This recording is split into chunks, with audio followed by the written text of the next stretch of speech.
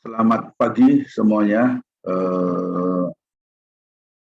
Assalamualaikum warahmatullahi wabarakatuh. Selamat pagi, salam sejahtera bagi kita semua. Mahasiswa sehat hari ini. Baiklah, kita mulai. Selamat bertemu kembali di semester genap tahun 2001-2022, pada mata kuliah struktur jembatan. Mata kuliah ini mempunyai bobot 2 SKS ya, dalam pengajarannya. Pengampunya saya, ya. Jadi jam kuliahnya dari mulai jam 8 sampai jam 9.40. Sebagai gambaran, kenapa diperlukan satu struktur jembatan, ya, dikarenakan pada geometri jalan itu adanya handicap, ya. Apa itu handicap dan geometri itu apa, nanti kita jelaskan lebih lanjut, ya. Oke.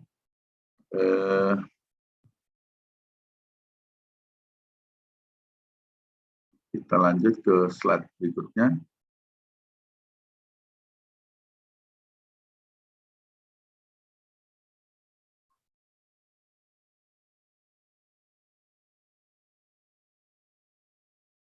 Ini struktur jembatan 2 SKS. Dimulai dari pendahuluan. Tujuan daripada mempelajari mata kuliah struktur jembatan adalah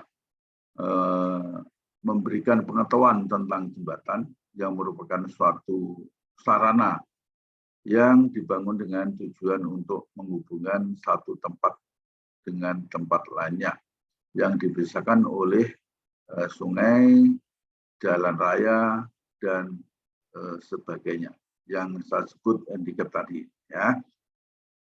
Beberapa kota di dunia membangun jembatan dengan desain unik, ya, untuk menarik minat masyarakat menggunakan jembatan sekaligus elemen pemanis arsitektur kota, ya. Kemudian tujuan berikutnya adalah memahami tipe dan jenis jembatan, memahami cara menghitung jembatan yang terdiri dari struktur atas, ya, struktur bawah, serta pondasi. Selanjutnya adalah memahami tentang erection atau pencetalan fungsi jembatan. Yang terakhir adalah memahami tentang bangunan pengaman jembatan. Sedangkan silabus pada mata kuliah struktur jembatan ini adalah dimulai dengan pendahuluan, kemudian definisi dan klasifikasi jembatan, dilanjutkan dengan pemilihan site, ya, bentang ekonomis, bangunan atas terdiri dari plat lantai jembatan, balok atau box, kemudian ada tiang sandaran dan bab sandaran. Lalu ada jembatan darurat. Jadi kalau kita membangun jembatan, jembatan sudah ada, biasanya kalau kita bongkar, kita menempati posisi yang ada, kita perlu bantuan namanya jembatan darurat, ya.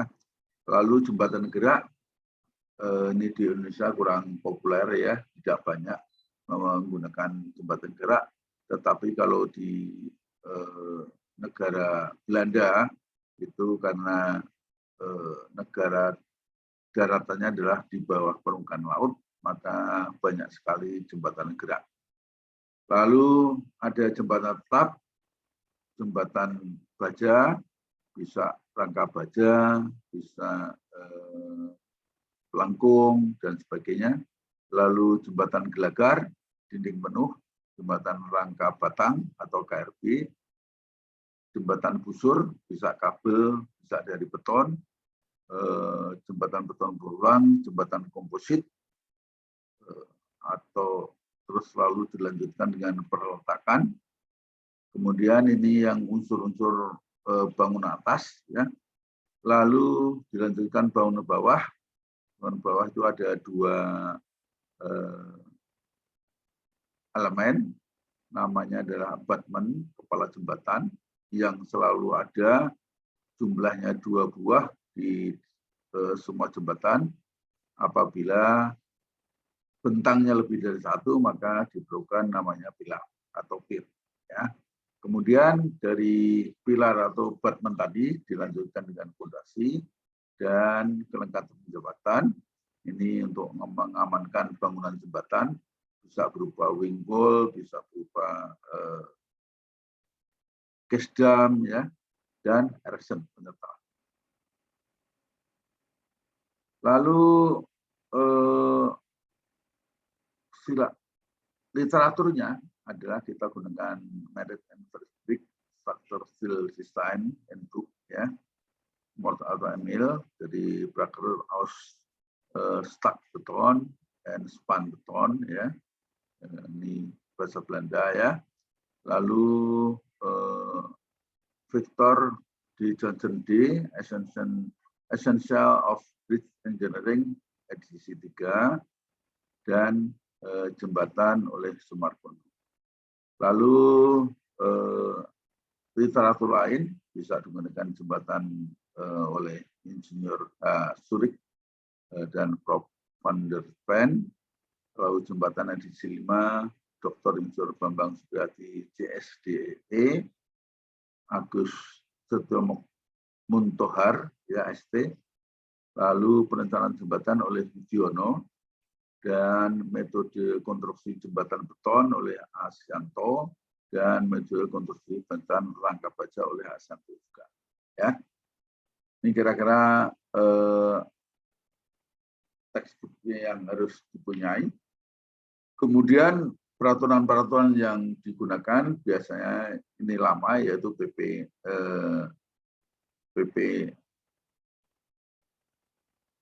GJR, jadi Pedoman Perancangan Pembangunan Jembatan Jalan Raya, SKP 897, ini sudah banyak ditinggalkan.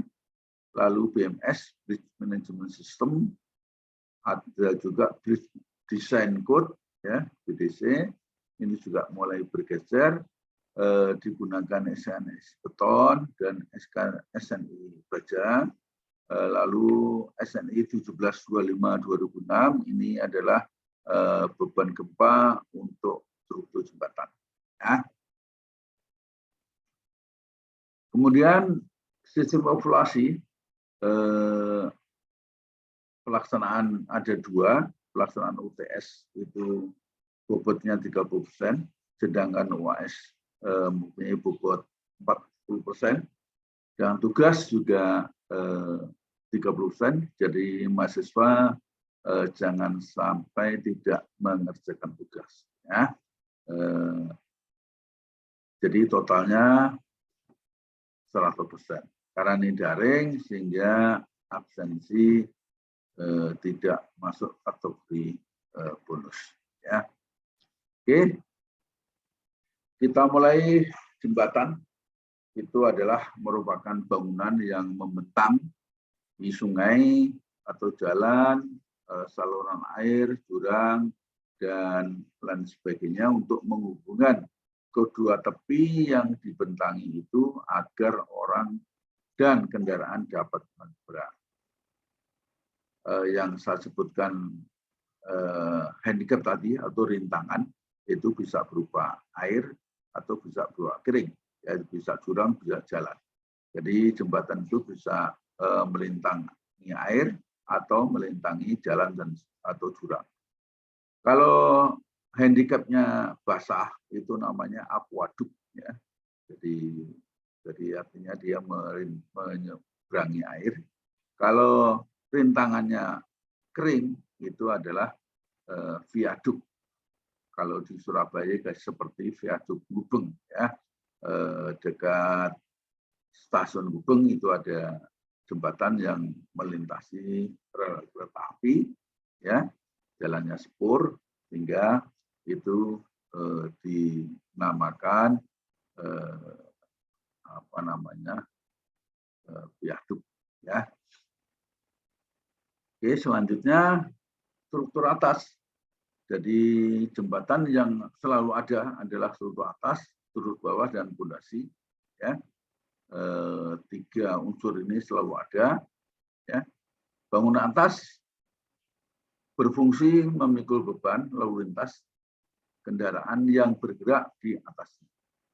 Lalu ban tersebut disalurkan ke kepala jembatan abutment setelah melalui penumpuan, ya, atau tumpuan yang harus didukung oleh pondasi, ya, kemudian dilanjutkan pondasi. Dalam kasus tertentu dengan bentang yang panjang dibutuhkan pilar yang mendukung beban yang terletak di antara ujung atau kepala jembatan, ya. Lalu bentar, ini nggak kelihatan, ya.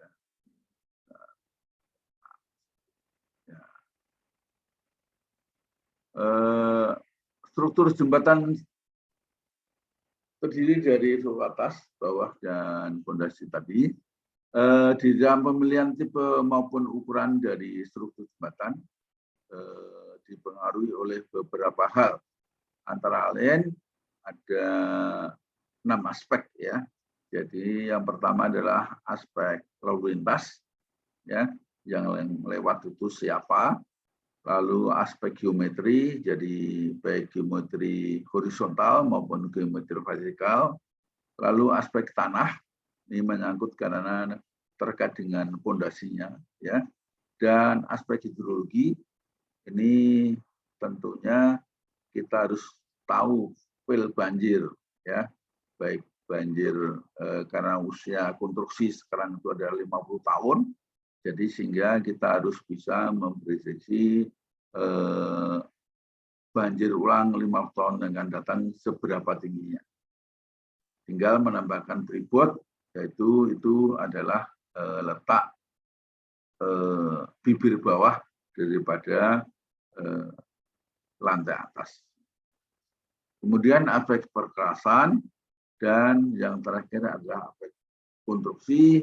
Ini yang lebih banyak kita bicarakan di dalam mata kuliah struktur jembatan, ya. Oke, struktur jembatan dapat berfungsi dengan baik untuk suatu lokasi tertentu apabila memenuhi syarat-syarat sebagai berikut. Yang pertama adalah mengenai kekuatan dan stabilitas struktur, ya. Ini juga tidak hanya di struktur jembatan, tetapi di bangunan juga di jalan, ya, infrastruktur lain itu juga mensyaratkan ini, yaitu tingkat pelayanan. Jadi usia pelayanan jembatan itu sekarang harus mampu bertahan selama 50 tahun, ya.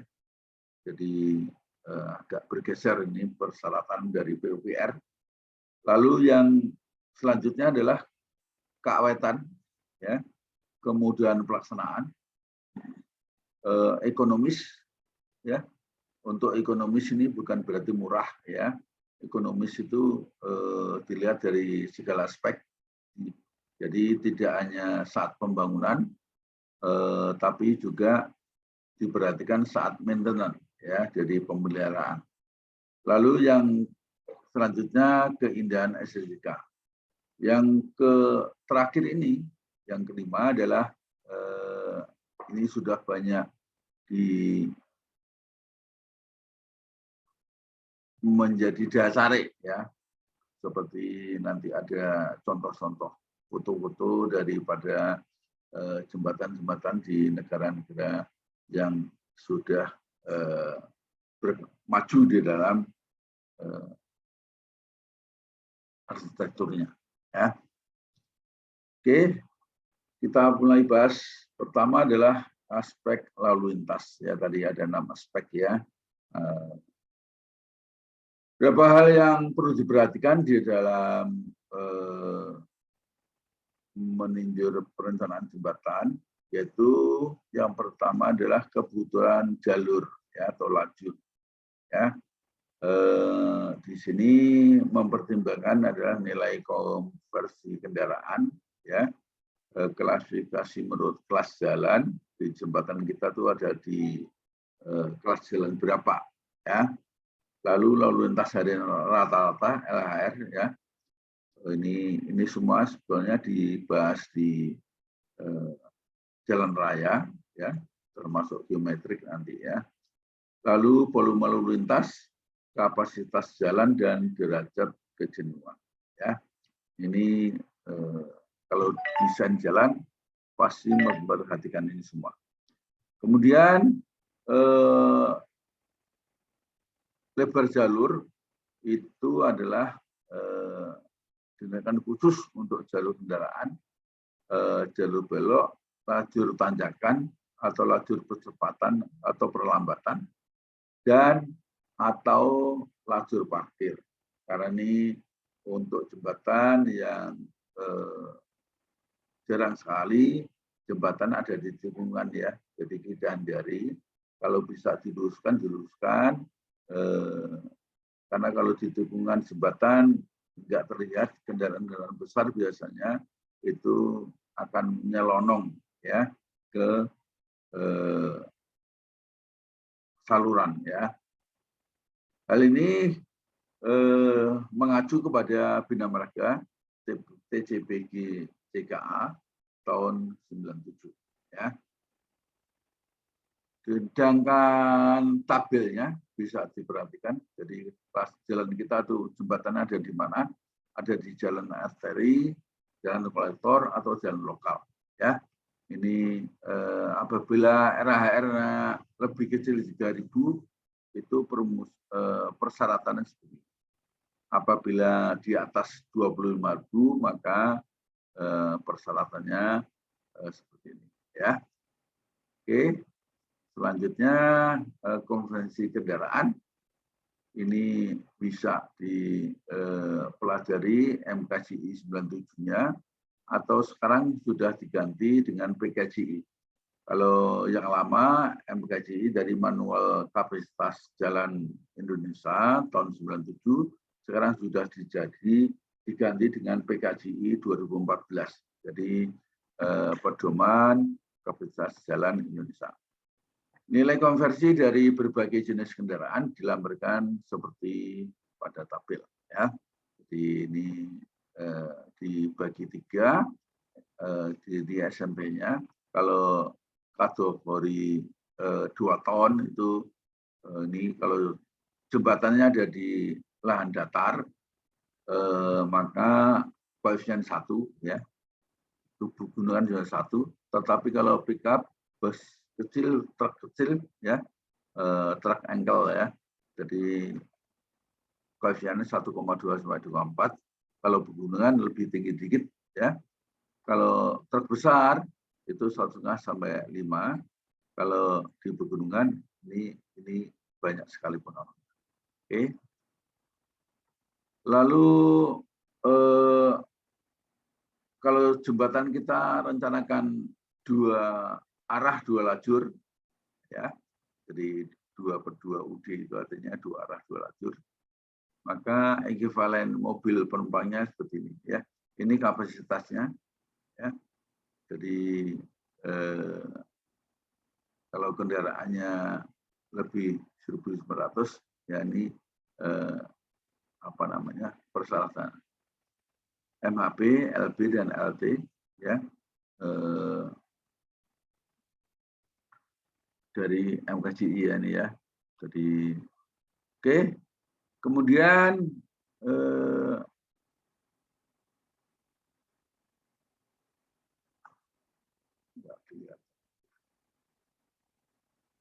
spesifikasi menurut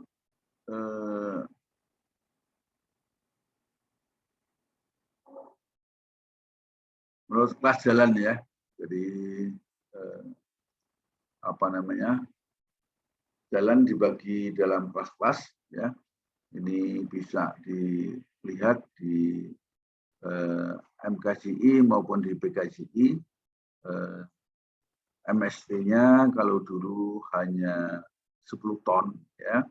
Kalau sekarang sudah meningkat menjadi 11,25 ton, ya.